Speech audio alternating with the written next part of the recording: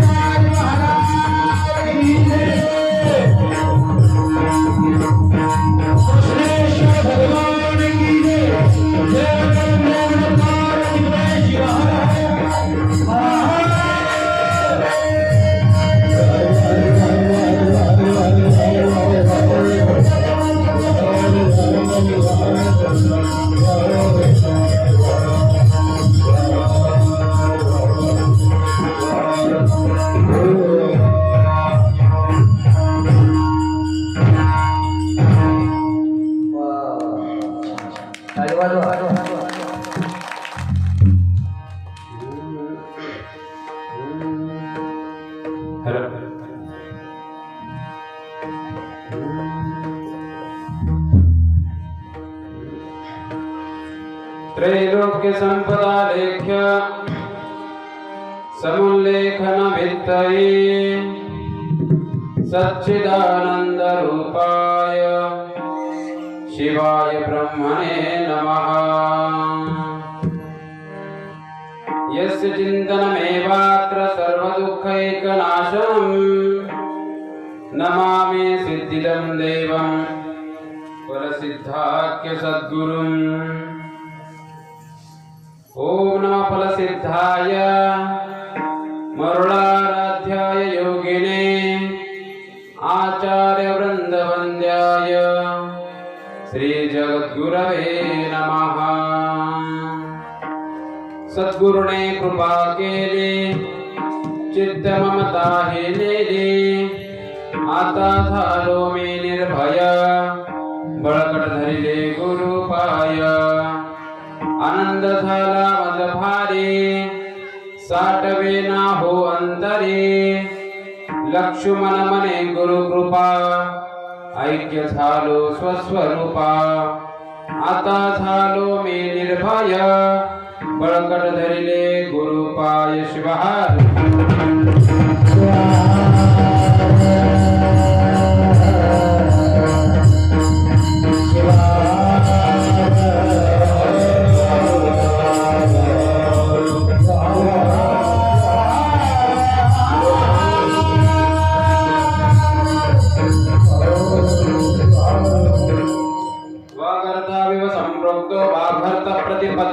जगत पितरौ वंदे पार्वती परमेश्वरौ। यामाहुः सर्वलोकानां प्रकृतिं शास्त्रपारगाः तां धर्मचारिणीं शम्भो प्रणमामि परां शिवाम्। सर्वमङ्गलमाङ्गल्ये शिवे सर्वार्थसाधिके शरण्ये त्र्यम्बके गौरी नारायणे नमोस्तुते। सद्गुरुने कृपा केली चित्त ममता हे नेले आता झालो मी निर्भय बळकट धरिले गुरुपाय। प्रस्तुत सेवेसाठी घेतलेला अभंग वैराग्याचे महामेरू वैरागी मूर्ती शिवसंत लक्ष्मण महाराज यांच्या लक्ष्मण गाथ्यातील 4 चरणांचा सर्वांच्या पटांतरातला अगदी सोपा अभंग असून अभंगाचा प्रतिपाद्य विषय असा आहे की जीवनामध्ये सद्गुरूंची कृपा प्राप्त झाली, कृपा आशीर्वाद प्राप्त झाल्यानंतर काय होते। चित्तात असलेले ममत्व मायेचा विकार नाहीसा होतो, मनामध्ये आनंद निर्माण होतो। अगदी या हृदयामध्ये बसणार नाही एवढा आनंद सद्गुरू आम्हाला प्राप्त करून देतात। पण त्यासाठी सद्गुरूंची प्राप्ती, सद्गुरूंचे चरण आम्हाला प्राप्त करणं महत्त्वाचे आहे। स्वतःची अनुभूती स्वतःला प्राप्त व्हावी म्हणजे खऱ्या अर्थानं गुरुकृपा हे शिवहार।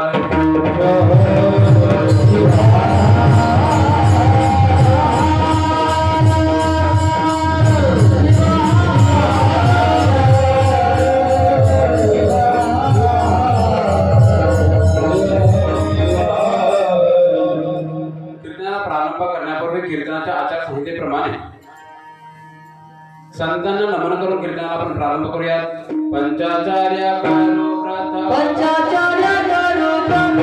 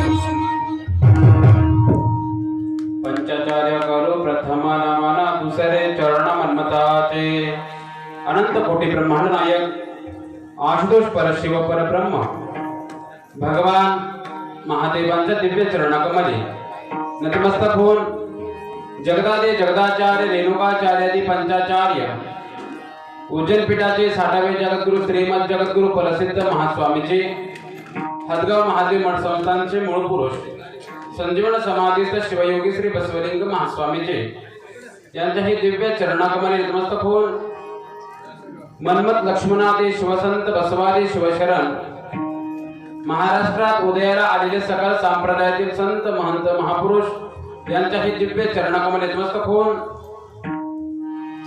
भक्तीची ज्ञानगंगा आपणा सर्वांपर्यंत पोहोचवणारे वसुंधरा रत्न राष्ट्रसंत डॉक्टर शिवलिंग शिवाचार्य गुरुमाऊली त्याचबरोबर अनाथाचे मैबाप कल्याण कल्पतरू पदवाक्य प्रमाण पारावार पारदृष्टे सद्गुरु सिद्धलिंग शिवाचार्य गुरुमाऊलींच्याही दिव्य चरणाकमली नतमस्तक होऊन त्याचबरोबर चालत असलेला हा पुण्य आणि पावन कुष्णूर ग्रामामध्ये अखंड शिवनाम सप्ताह आणि या शिवनाम सप्ताहामध्ये भगवंताची प्रचिती भगवंताची ओळख आम्हा सर्वांना करून देणारे शिवकथाकार शिवभक्त परायण संगमेश्वर महाराज विराजदार कोलांडीकर त्याचबरोबर या शिवनाम सप्ताहामध्ये भगवंताचं नाम प्रेमाने घेणारे भगवंताला प्रेमाचं नाम आवडतं आणि भगवंताला जी गोष्ट आवडते ती गोष्ट करावी भगवंताला नाम आवडतं आणि ते नाम प्रेमाचं असावं असं प्रेमाचं नाम घेणारे स्वरभूषण शिवभक्त परायण जनार्दन महाराज बेदरीकर त्याचबरोबर स्वरसम्राट शिवभक्त परायण सकाराम महाराज आलेगावकर शिवभक्त परायण मारुती पाटील टेकाळे ताकविडकर शिवभक्त परायण किसन महाराज दाक्षेडकर त्याचबरोबर मृदंगाची सेवा संपन्न करणारे मृदंगाचार्य मृदंग महावीर शिवभक्त परायण लहुजी महाराज शेरसीकर त्याचबरोबर शिवभक्त परायण ज्ञानेश्वर महाराज विभूते आणि या ठिकाणी विण्याची सेवा करणारे आमचे उत्तमरावजी शेळगावे हार्मोनियमची सेवा करणारे आमचे दाक्षेडकर आप्पा आणि माझा आवाज आपल्या सर्वांपर्यंत पोहोचणारे आमचे सानुष्टी महाराजा सगळ्यात महत्वाचं सेवा संपन्न करणारे म्हणजे या ठिकाणी जमलेले सर्व प्रार्थना सुज्ञ शिवभक्त मंडळी भगवती पार्वती समान सर्व मातांनी भगिनी आपल्या सर्वांच्या हृदयात असलेल्या त्या शिवशक्तीला माझा शिरसाष्टांग नमस्कार करून कीर्तनाला प्रारंभ करू.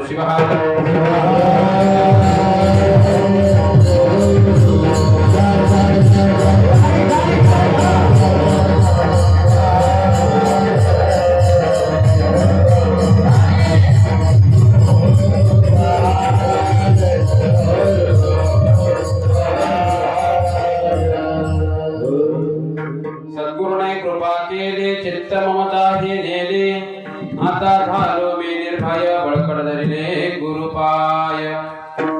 जीवनामध्ये गुरुकृपा किती महत्वाची आहे गुरुकृपा कशासाठी प्राप्त करायची आहे आम्हाला पाहायचं आहे. पण कीर्तनाला प्रारंभ करायचा आहे.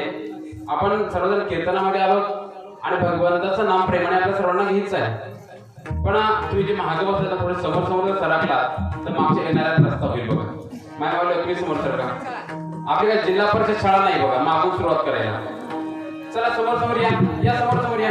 इथं एवढी मोठी जागा आहे इथं कोणाला बसवायचं रात्रीच्या कीर्तनकार महाराजांनी सांगितलं या लवकर समोर या. रोज सांगायचं काम पडू नये समोरून सुरुवात करायची मागेपर्यंत गेले पाहिजे जेणेकरून महाराजांनाही कीर्तन करता आलं पाहिजे किंवा कीर्तन करावं वाटलं पाहिजे असं आपण बसलं पाहिजे. या समोर या उठा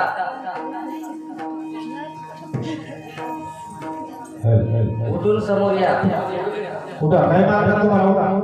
उठून समोर या पाठीमागून येणाऱ्यांना जागा द्या. शिवहा उठा उठा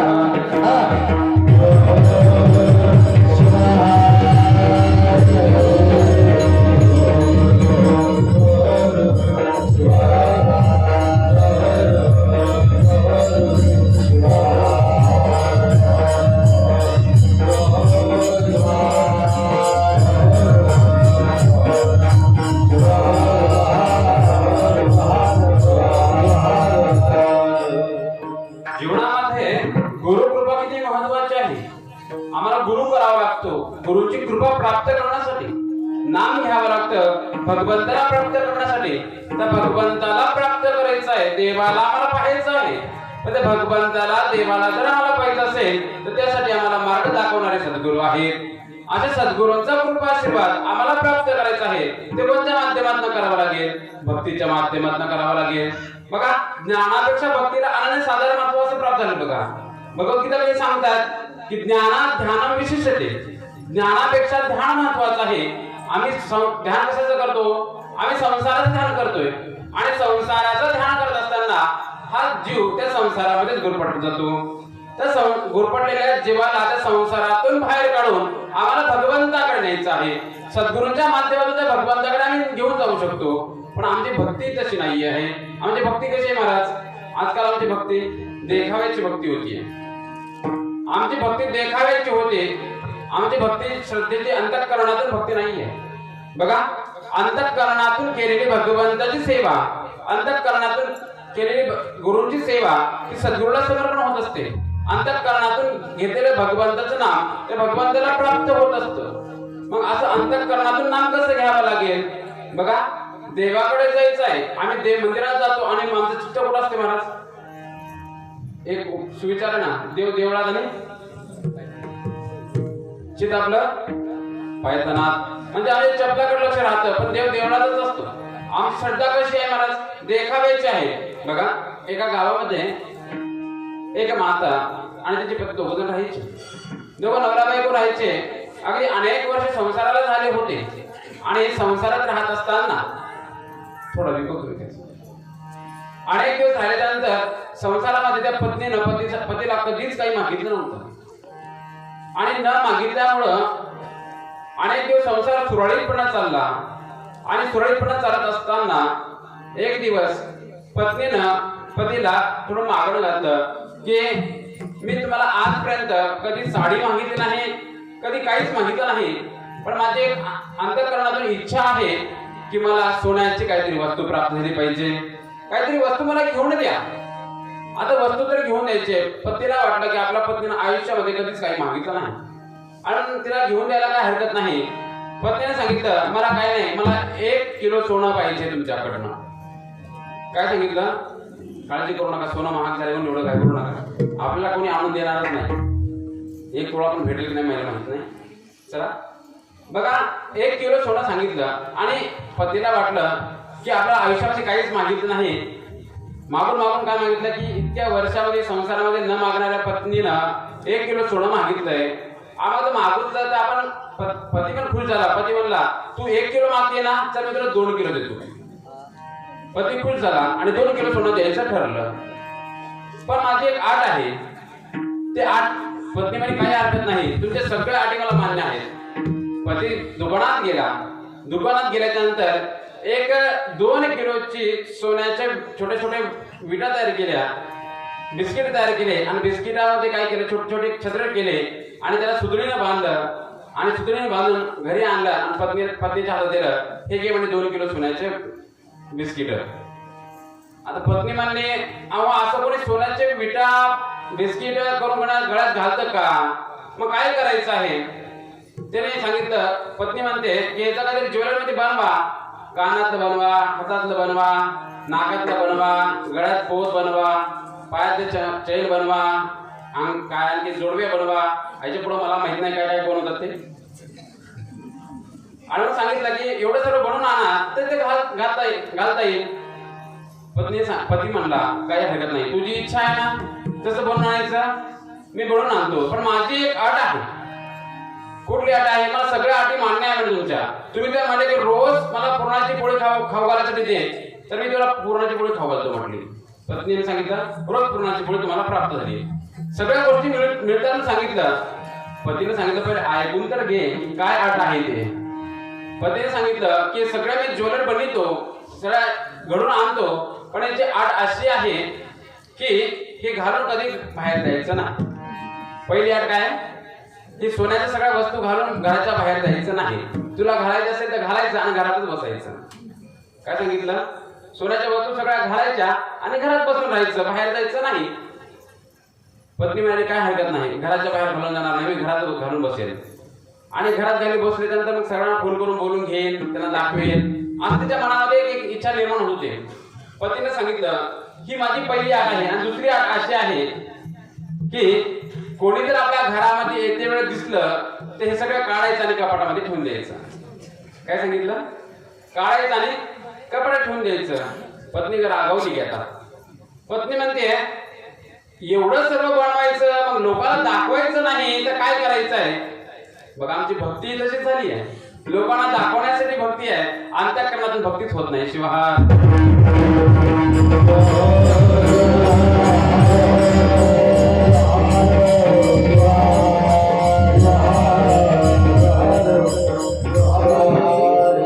जोपर्यंत आम्ही अंतःकरणातून भगवंताची भक्ती करणार नाही, सद्गुरूंचं चिंतन करणार नाही, सद्गुरू आम्हाला प्राप्त होत नाही आणि भगवंताने आम्हाला प्राप्त होणार नाही.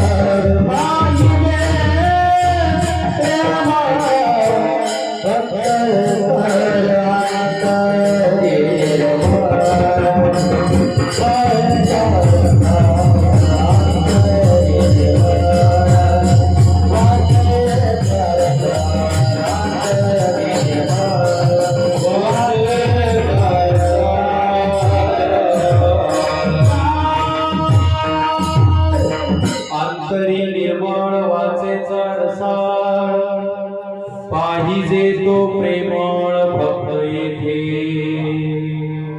बघा भक्त कसा असला पाहिजे ते या ठिकाणी सांगितलं आहे.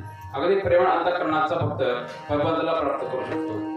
बघा सांगत होतो की अंतःकरणातून केलेली भक्ती भगवंताला प्राप्त होते, अंतःकरणातून केलेली भक्ती सद्गुरूंना प्राप्त होते. म्हणून आता सद्गुरूंची जर आम्हाला प्राप्ती करायची असेल तर आम्हाला अंतःकरणातून भगवंताचं नाम घ्यावं लागेल. पण जीवनामध्ये महाराज आम्ही भगवंताचं नामच घेत नाही. कारण आहे आम्ही संसारात राहणारा जीव आहे आणि संसारात राहिलेल्या जीवाला भगवंताची आठवणच राहत नाही.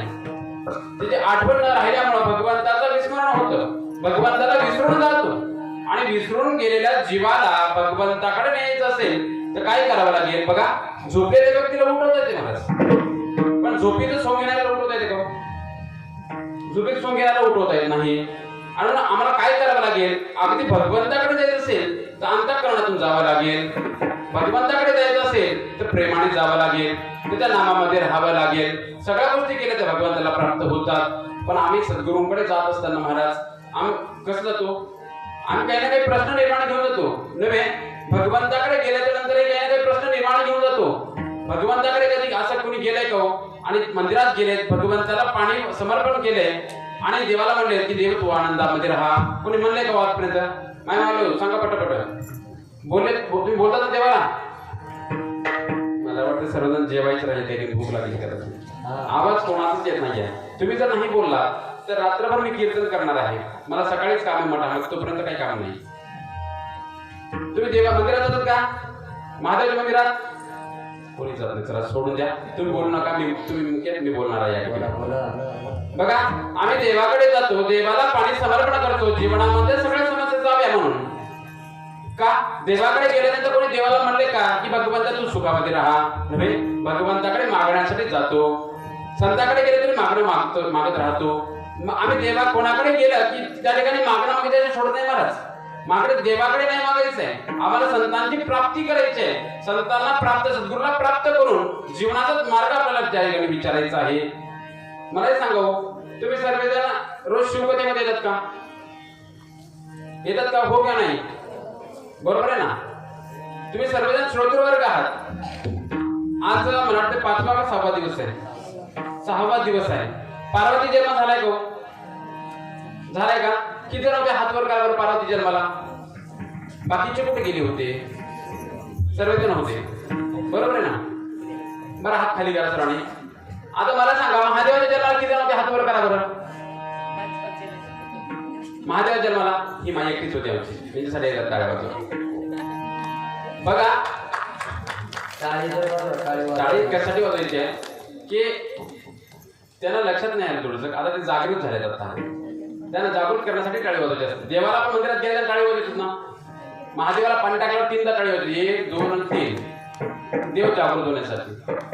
बघा, आम्ही जागृत होण्यासाठी सगळ्या गोष्टी करतोय. महादेवाचा जन्मच नाहीये, तो अजर आहे, अमर आहे, शाश्वत आहे.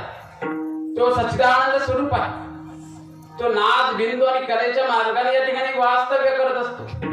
आणि महादेवाच्या जन्माला आम्ही कधी जाऊ शकत नाही, किंवा महादेव जन्मालाच येत नाही आणि तो कधी मरत नाही. ज्याप्रमाणे आमचा आत्मा अजर आहे, अमर आहे, शाश्वत आहे, तर तो भगवान शिव आहे. आणि तो भगवान शिव म्हणजेच खऱ्या अर्थानं तो आत्मस्वरूपाने आहे. शिवहा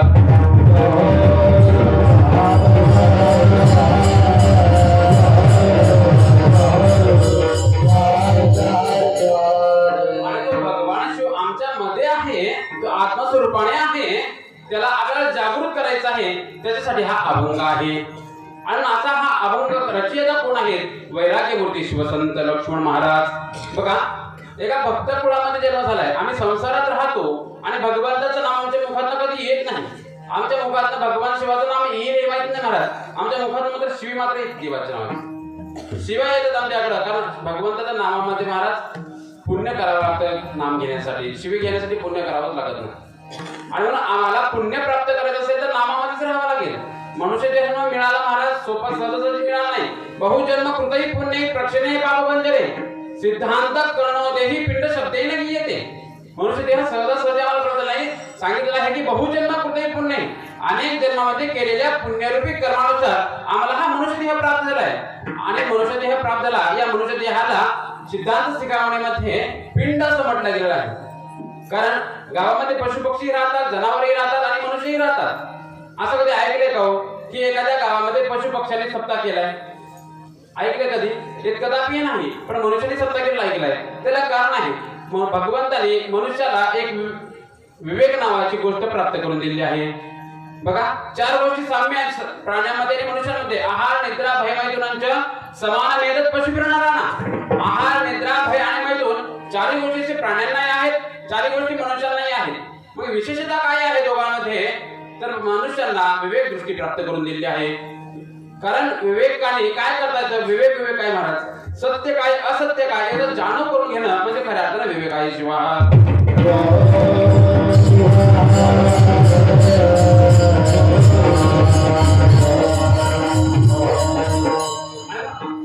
आम्हाला विवेक दृष्टी प्राप्त करून दिली. म्हणजे विवेकाच्या दृष्टीने पाहायचं आहे की संसार सत्य आहे का असत्य आहे? सत्य आहे का मला? संसार आहे का? सत्य आहे का? मग का सोडला नाही?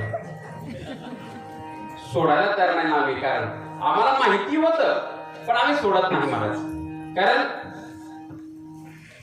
आता त्याला उदाहरण देऊ नाही, ते उदाहरण द्यावं लागते कधी कधी. एखादी माशी आहे, ती काय करणार? ती सर्वेकडे उडत राहते, बरोबर आहे ना? संसार कसा आहे? एखाद्या मनुष्याला सर्दी झाली, ते काय करते? आपल्या नाकाचा शंभर काढताना फेकून देतात. एखादी माशी उडत येते, त्याच्यावर चिटून बसती महाराज. ती पुन्हा उडा निघाला पाहिजे, निघती का? संसार तसंच आहे महाराज. उदाहरण देऊ नये पण द्यावं लागते. कारण संसार इतका घाणेरडा आहे. त्याच्यामध्ये माणूस इतका गुरफटत जातो, इतका गुरफटत जातो, इतका गुरफटत जातो, त्याला बाहेरच निघता येत नाही. मग त्याला बाहेर जर निघायचं असेल तर आम्हाला काय करावं लागतं? आम्हाला संतांची संगत करावी लागते. संतांची संगतीशिवाय प्राप्त होत नाही. आणि म्हणून लक्ष्मण महाराज देखील संसारामध्ये होते. महाराज संसारात राहत असताना त्या ठिकाणी भगवंताची प्राप्ती करायची मनोमन इच्छा निर्माण झाली. संसार सोडून दिला, घरदार सोडून दिलं. बघा काही काही मनामध्ये प्रश्न निर्माण होतो की लक्ष्मण महाराज संसार सोडून दिला म्हणजे त्यांच्या घरी खायला नसेल. बघा तुकाराम महाराजांच्या घरी खायला नसेल, मग तुकाराम महाराज घरी संसार सोडला होता का? तुकाराम महाराजाकडे अब्ज रुपये संपत्ती होती आणि लक्ष्मण महाराजाकडे पण खरबो रुपये संपत्ती होती, पण साधक वृत्ती होती. महाराज साधक वृत्ती ज्यावेळेस निर्माण होते त्यावेळेस भोग भोगण्याची इच्छा निर्माण होत नाही. कारण सांगितलं आहे साधक कसा असावा तर उदास असावे साधकाचे चित्त, कांता पुत्र वित्त. उदास असावे साधकाचे चित्त, उदास असावे साधकाचे चित्त, उदास असावे साधकाचे चित्त, उदास असावे साधकाचे चित्त.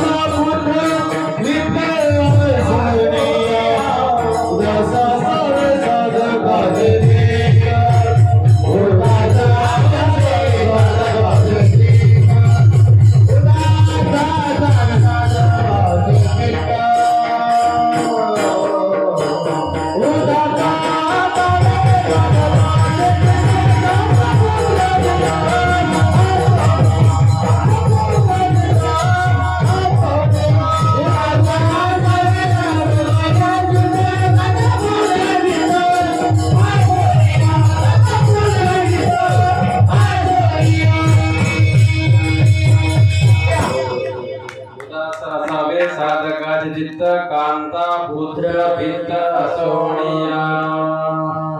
बघा या ठिकाणी एवढं सुंदर गायन करत मी एकत्र काळ वगैरे सांगावं लागत नाही. एवढं सुंदर गायन करायला एवढं सुंदर असं वाटतं की मी यांचं गायनच ऐकावं, कीर्तन थोडं थांबवावं. पण आमच्या जनार्दन भावाला थोडं विनंती आहे, एकच तास राहिला आहे आणि अभंग खूप मोठा आहे. कारण अभंग भगवान संतांचा आहे, अनुभवातला आहे, अनुभव सांगण्यासाठी आहे आणि तो मला सांगता पण आला पाहिजे. पण एकेरी घेत राहा, जिथे दोन डबल घ्यायचे डबल पण घेत राहा, असं काय नाही.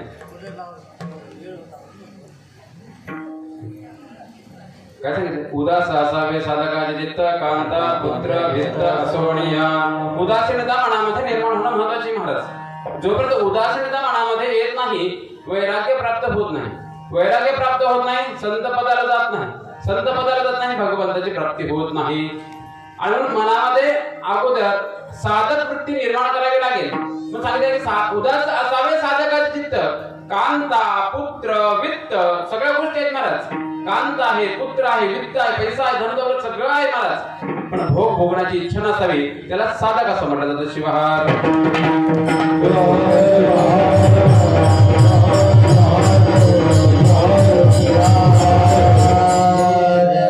आणि साधक वृत्ती वैराग्य मूर्ती शिवसंत लक्ष्मी महाराजांना प्राप्त झाली.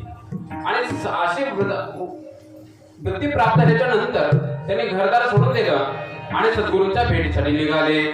भेटीसाठी निघाल्याच्या नंतर देऊळगावच्या ग्रामामध्ये दमय्या स्वामीच्या मठामध्ये वास्तव्य केलं. दमय्या स्वामींना गुरु प्राप्त केलं आणि गुरु प्राप्त केल्यानंतर महाराज सद्गुरूकडे गेल्यानंतर प्रश्नार्थक चिन्ह निर्माण करायला पाहिजे. त्या ठिकाणी प्रश्न निर्माण करायला पाहिजे का तर जीवनाची तृप्ती व्हावी. आम्ही संसारात राहतो आणि सद्गुरूकडे जातो आणि सद्गुरूकडे गेल्यानंतर आमचे प्रश्न कोणते देव माय? आमचे कोणते प्रश्न असतात महाराज? घरामध्ये शांतताच नाहीये, पैसा आहे, धनसंपत्ती भरपूर आहे, सगळ्या गोष्टी आहेत, पण शांतता नाहीये. आमचे प्रश्न कोणते आहेत? महाराज, आमच्या मुलाचं लग्नच होत नाहीये. महाराज, आमच्या मुलाला नोकरीच लागत नाहीये. हे आमचे प्रश्न आहेत महाराज. हे प्रश्न संतांकडे गेल्यानंतर आम्हाला त्याचे प्रश्नाचे उत्तरही प्राप्त होतात, पण मनाचं समाधान तर होऊ शकत नाही. मग संतांकडे सद्गुरूकडे गेल्याच्या नंतर कोणते प्रश्न निर्माण करावे? वैराग्यमूर्ती शिवसंत लक्ष्मी महाराज ज्यावेळेस दमय्या स्वामीच्या मठामध्ये गेल्याच्या नंतर दमय्या स्वामीला प्रश्न करत होते. कोणते? कोण मी कुठील का हो जन्म झाला, मर्म त्या गुरुला पोसावे हो. कोणते प्रश्न करायला सांगितले? कोण आहे कुठील का हो जन्म झाला, मर्म त्या गुरुला पोसावे हो. कोण आहे मी, कुठचा आहे, माझा जन्म कशासाठी झालाय, असे प्रश्न आम्ही आमच्या सद्गुरूला केले गेले पाहिजे महाराज. त्याच्यातून आम्हाला ते प्रश्नाचे उत्तर प्राप्त झाल्यानंतर जीवनाची तृप्ती होत असते. पण त्या ठिकाणी उत्तर यायचे, मनाचं समाधान तर प्राप्त होत नव्हतं. म्हणून त्यांनी देवघराच्या ग्राम सोडलं, खामगाव ग्रामामध्ये गेले. एका सावच्या घरी नोकरी करू लागले. त्या ठिकाणी रोजची आवक जावक लिहून ठेवत होते. करता करता महाराज जेवढा वेळ मिळाला तेवढा भक्तीमध्ये रममाण व्हायचे, एकाग्र व्हायचे, ध्यानधारणा करायचे, जप करायचे. करता करता लक्ष्मी महाराज एक वेळेस जपामध्ये मग्न झाले आणि मग्न झाल्याच्या नंतर ते भक्तीमध्ये लीन झाले, एकरूप झाले आणि 2, 3, 4 दिवस लगातार फक्त भक्तीच करत होते. सावजींना माहित झालं की त्या लक्ष्मण महाराजांना या ठिकाणी आपण लिखापडी करण्यासाठी ठेवले, आवक जावक लिहिण्यासाठी ठेवले. ते लक्ष्मी महाराज काहीच करत नाही. आणि मग ते सावजी आले आणि सावजी आल्याच्या नंतर त्या ठिकाणी लक्ष्मी महाराज म्हणतायत की आम्ही तुम्हाला या ठिकाणी लिखापडी करण्यासाठी ठेवलं आणि तुम्ही फक्त पूजापाठ करता, ध्यानधारणा करता. बघा, जे एकाग्र झाले होते, तल्लीन झाले होते. आमच्या परमेश्वर ग्रंथामध्ये एक ओवी आली महाराज, भक्ती कशी करावी, किती वेळ करावी, कशी केली गेली पाहिजे. त्यांनी सांगितलं आहे, गंगा सागराशी मिळाली ती परतुनी सागरूची झाली, तैसी चित्त वृत्ती अनुसरली पूर्णानंदी शाश्वत. आमची कशी भक्ती असेल महाराज? गंगा सागराशी, जी गंगा आहे महाराज, एक वेळ सागरामध्ये लीन झाल्यानंतर, एकाकृत झाल्यानंतर ती परत सागरात येते का? तैसी चित्तवृत्ती अनुसरली पूर्णानंदी शाश्वत. तशी आपली चित्तवृत्ती भगवंतावर समर्पण केली गेली पाहिजे, एकाकृत झाली पाहिजे. एवढी भक्ती आम्हाला करावी लागणार आहे. आणि त्या ठिकाणी करत होते. ते करता करता सावजीने विचारलं की तुम्ही जे नोकरी ठेवले, तुम्ही नोकरी करत नाही. उठले आणि सांगितलं, सावजी तुमच्या घरातली रोजची आवक येत आहे, रोजची आवक जात आहे, पैसा येतोय, पैसा जातोय, पण माझ्या जीवनातला एक एक दिवस निघून चाललाय, एक एक क्षण निघून चाललाय, एक एक वर्ष निघून चाललाय, याचा कोण हिशोब करणार? सोडून दिलं. खामगाव ग्रामही सोडून दिलं. खेड्यात मनात जे त्या साखरखेडा नावाने प्रसिद्ध आहे अशा ठिकाणी आले आणि त्यावेळेस त्या गादीवर विराजमान असलेले गुरु गंगाधर शिवाचार्य गुरुमामली. बघा, कोणत्याही मठा मंदिरात गेल्याच्या नंतर महाराज 2 गोष्टी विचारल्या जातात. आपण कुठून आलात आणि कुठे जायचं आहे. त्या ठिकाणी तुमचं जात कुळ गोत्र त्या ठिकाणी विचारलं जात नाही. वैराग्यवरती शिवसंत लक्ष्मी महाराज सांगतात की जाती कुळ गोत्र न पाहे शंकर भक्ताची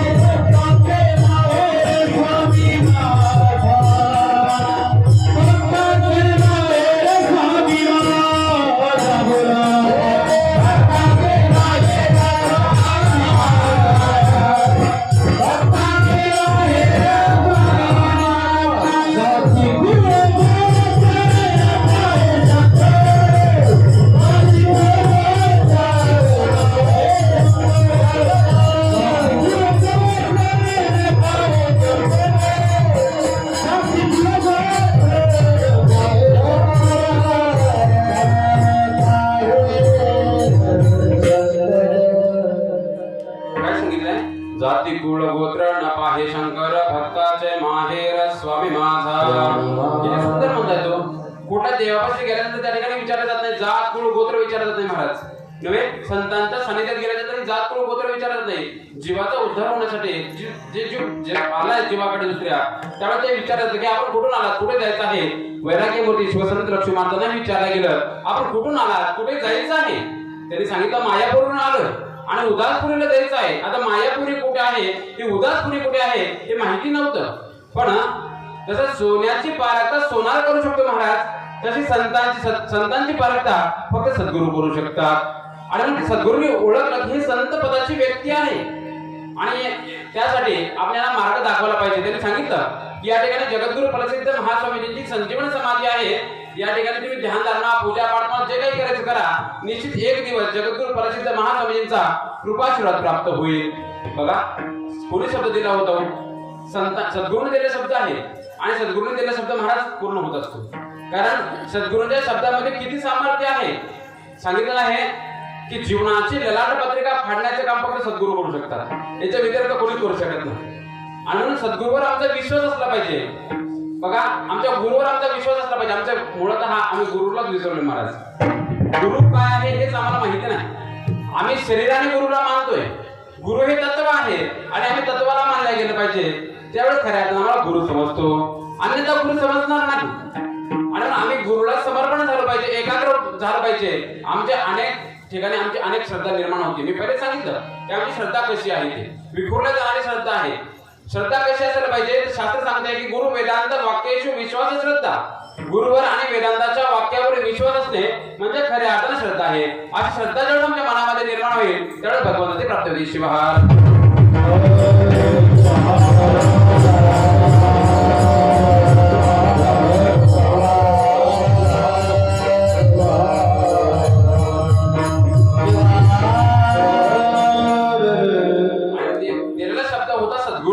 जगद्गुरु प्रसिद्ध महास्वामीजींची तुम्ही सेवा करा, नक्की एक दिवस तुम्हाला भेट होईल. आणि त्या ठिकाणी एकाग्र झाले. त्या ठिकाणी पूजा पाठ ध्यान धारणा करत होते आणि भगवंताला समर्पण भावनेनं त्या ठिकाणी आले होते. बघा जोपर्यंत आम्ही समर्पण भावनेनं जाणार नाही महाराज, आम्ही कोणी आम्हाला प्राप्त होणार नाही. जोपर्यंत आम्ही आई वडिलांना समर्पण भावनेनं विचारणार नाही तोपर्यंत आई वडील आमच्याकडे लक्ष देऊ शकत नाहीत. बघा आणि म्हणून आम्हाला समर्पण भावनेनं जावं लागेल. त्या ठिकाणी ज्यावेळेस लक्ष्मी महाराज सेवा संपन्न करत होते त्यावेळेस एक वेळेस गुरु गंगाधर शिवाचार्यांनी विचारलं का हो लक्ष्मी महाराज तुम्हाला घरची आठवण येत नाही का? त्यावेळेस काय म्हणतात? अभंगाच्या माध्यमातून सांगतात करुणी संसाराचे होळी करुणी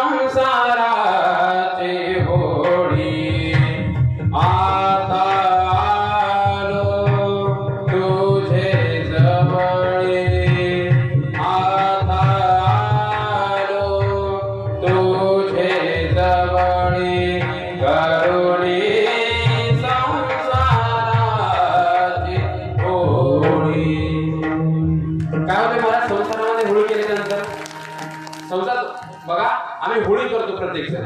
होळी केल्यावर काय होते महाराज? सगळ्या गोष्टीचे राग होते. सगळ्या गोष्टी संपून जातात. तसे संसाराची सगळी होळी केली महाराज, सगळं संपून टाकलंय आणि आता आलो तुझ्या जवळ. आता महाराज जे काही सांभाळ करायचं आहे ते तुम्ही करा आणि भगवंताची कशी भेट घालून द्यायची तुम्ही घालून द्या. आणि त्या ठिकाणी पूजा पाठ ध्यान धारणा करत असताना समर्पण भावनेनं अगदी एकाग्र होऊन त्या ठिकाणी पूजा पाठ करत होते आणि मला सुद्धा विनवणी करत होते. किती सुंदर म्हणताय. धावत ये गुरुवाई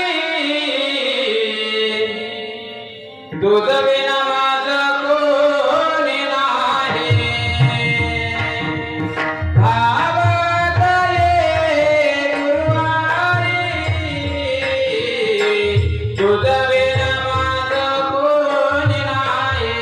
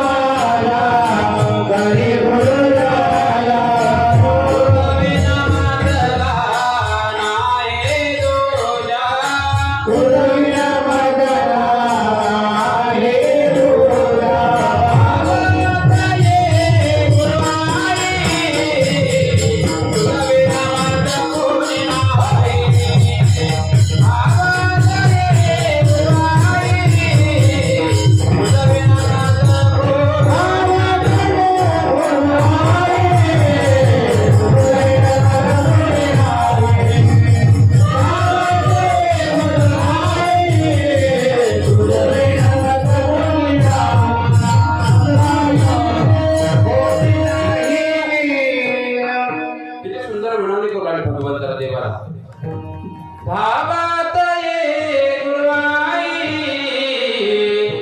तुझं बिना माझं कोणी नाही. देवा तुझ्याशिवाय माझं कुणीच नाही आहे. जे काय आहे ते तूच आहे. आणि एवढं देवाला समर्पण केल्यानंतर मला सांभाळ करणार कोण लागेल ना. तू सांगताय सांभाळ माझा करे गुरुराया तुझं बिना माझं नाही दूजा. फोन करायला सांभाळ सद्गुरू मला सांभाळ करायला. मग भगवंता देवा तुमच्याशिवाय माझं कोण नाही आहे. पण तुम्ही मला जोपर्यंत भेटणार नाही तोपर्यंत माझ्या जीवनाचा उद्धार होणार नाही. आणि एवढं ज्यावेळेस श्रद्धेनं निष्ठेनं भगवंताची उपासना आराधना करत होते जगद्गुरु प्रसिद्ध महास्वामीजींचा कृपा आशीर्वाद प्राप्त झाला. आणि कृपा आशीर्वाद प्राप्त झाल्याच्या नंतर काय होते हे पहिल्या चरणात सांगितलं.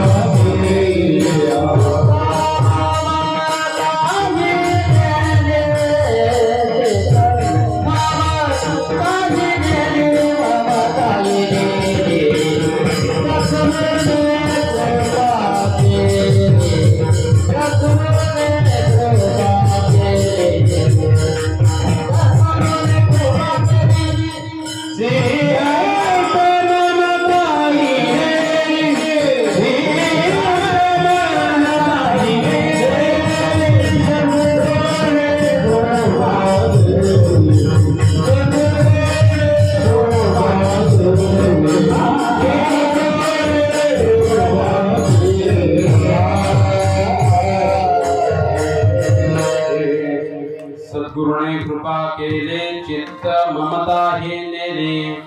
बघा ज्यावेळेस सद्गुरूंची कृपा आशीर्वाद प्राप्त होतो महाराज काय होते जीवनामध्ये जे चित्तात असलेलं ममत्व मायेचा विकार आहे ते नाहीसा होतो.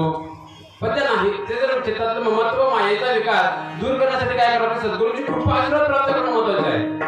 आपण काय करतो जीवनामध्ये कृपा आशीर्वाद प्राप्त करत नाही महाराज. सद्गुरूंचं सानिध्य प्राप्त करत नाही. जोपर्यंत सद्गुरूंच्या सानिध्यात आम्ही जाणार नाही राहणार नाही तोपर्यंत सद्गुरूंचा आशीर्वाद मला प्राप्त होणार नाही महाराज. बघा आपल्याकडे एक महत्वाची म्हण आहे. असं म्हणतात दीक्षा घ्यायच्या टायमाला आम्ही म्हणतो दीक्षा घ्या दीक्षा घ्या दीक्षा घ्या. एकाला म्हटलं दीक्षा घ्या बाबा.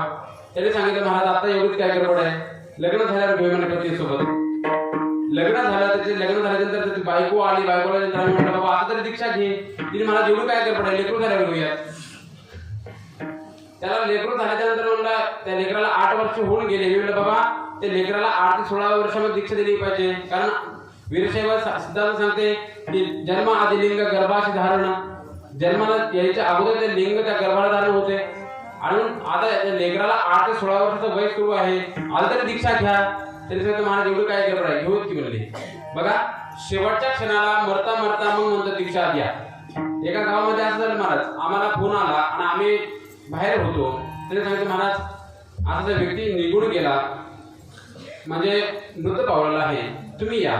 आम्ही गेलो हार घेऊन, आमचं कामच आहे हार घेऊन जायचं टाकायचं.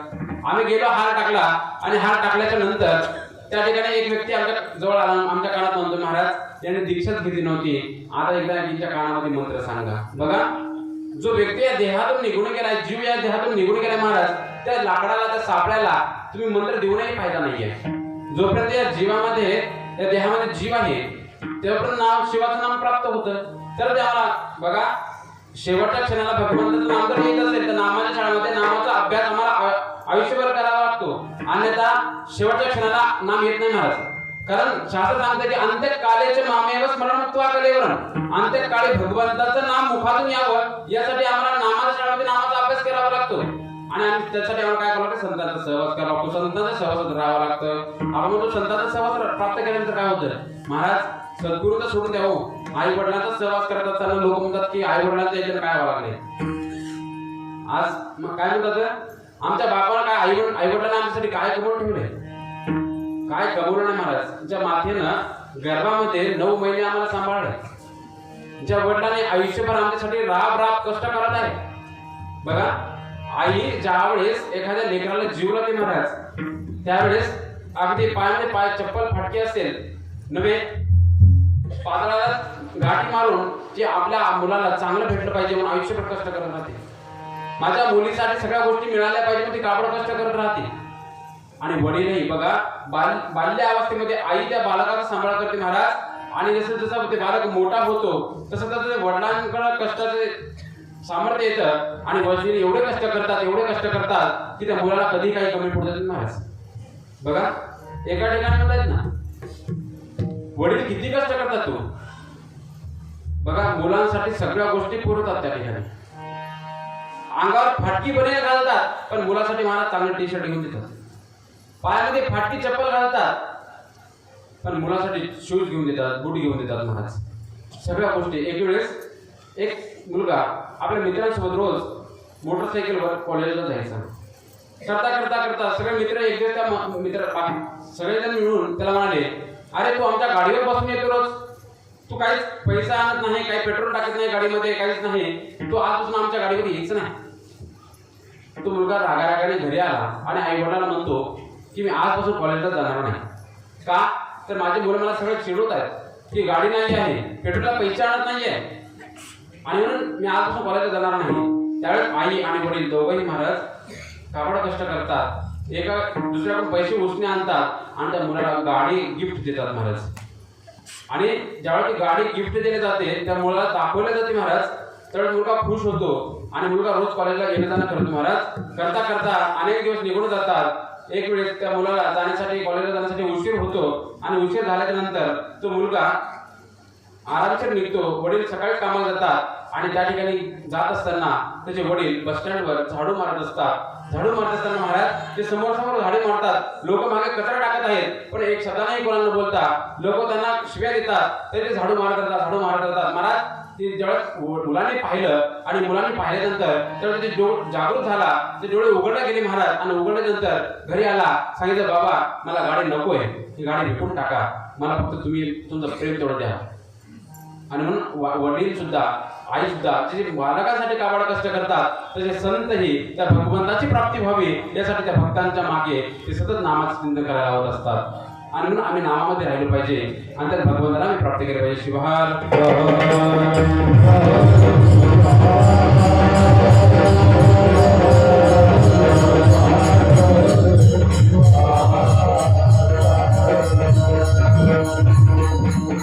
जीवनामध्ये महाराज सद्गुरूची कृपा ही तेवढी महत्वाची आहे, सद्गुरू तेवढा महत्वाचा आहे. असं म्हणतात गुरु तर खूप आहेत आजकाल जीवनामध्ये अनेक गुरु प्राप्त होतात, पण खऱ्या अर्थानं गुरु कोणता आम्हाला गंतव्यस्थान आमचं प्राप्त करून देणार गुरु पाहिजे. असं म्हणतात ना, पाणी पिणं छान की आणि गुरु करणं पहिचान की. गुरु खूप आहेत पण गुरु विचारपूर्वक केला गेला पाहिजे. कारण गुरु जीवनात कसा असला पाहिजे तर श्रोत्रिय ब्रह्मनिष्ठ गुरु असला पाहिजे, जे की वेद अध्ययन केलेला असावा, ज्याचा वेदावर विश्वास असायला हवा. अशा सद्गुरूला जर आम्ही समर्पण केलं, आम्ही समर्पण भावनेने गेलो तर नक्की आम्हाला भगवंताची प्राप्ती त्या ठिकाणी करून देतात. शिवहार.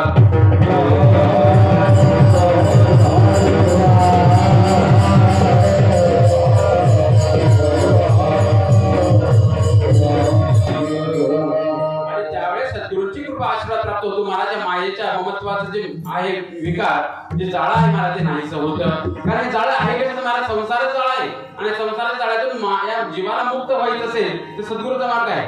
कारण जीव हा संसारामध्ये गुंतलेला आहे. एका ठिकाणी शंकराचार्य म्हणतात संसार कसा आहे ते सांगतात, अपार संसार समुद्र मध्ये सम्मज्जतो मे शरणं किमस्ति गुरु कृपालो कृपया वदेत विश्वेश पादा मुलदीर्घणौका. किती संसार कसा आहे महाराज, संपन्न नाही आहे. अपार संसार समुद्र मध्ये, जसं समुद्राच्या मध्यभागी अटकलेल्या जीवाला चारही दिशेने पाहिलं तर जसं समुद्र दिसतो, पाणी दिसतं, तर मनुष्य ही संसाराच्या मध्यभागी अटकलेला आहे. आणि अटकलेल्या ह्या जीवाला त्या संसारातून जर बाहेर पडायचं असेल तर आम्हाला काय करावं लागतं. जसं एखादा जीव संसारात त्या सागरामध्ये अटकलाय, समुद्राच्या मध्यभागी अटकलाय, त्या जीवाला बाहेर येण्यासाठी काय करावं लागतं, एखादी नाव शोधावी लागते, एखादं जहाज पाहावं लागतं. बघा एखादं जहाज मिळालं पण आम्हाला, पण जर फुटका असेल तर महाराज पहिली तीरावर जाईल का. एखादं नाव मिळाली पण पहिली तीरावर येईल का, येत कदापि हे येणार नाही. मग त्यासाठी काय करावं लागेल, चांगली नाव पाहिजे, चांगलं जहाज पाहिजे. ते काय करतं, पहिली तीरावर घेऊन जातं. बघा भगवंताने मनुष्यरूपी नाव या ठिकाणी प्राप्त करून दिले. संसार रूपी सागरातून तरुण जाण्यासाठी नररूपी नाव तयार करून ठेवली आहे. बघा एखादी आम्हाला नाव मिळाली पण आम्ही त्या नावे जाऊन बसलो पण, आणि आपण जर म्हणलो की आता ही नाव आम्ही चालवत पैलतीरावर जाऊयात, तर महाराज पैलतीर कोणीकडे आहे ते आम्हाला शोधता येणार नाही. मग त्यासाठी काय करावं लागेल, त्यांना नावाडी पाहिजे. आणि नररूपी नावेला सद्गुरूरूपी नावाडी भगवंतांनी या ठिकाणी प्राप्त करून दिला आहे. कारण सद्गुरूरूपी नावाडी त्या जीवाला पैलतीरावर न मिळण्याचं कार्य त्या ठिकाणी करत. शिवहार.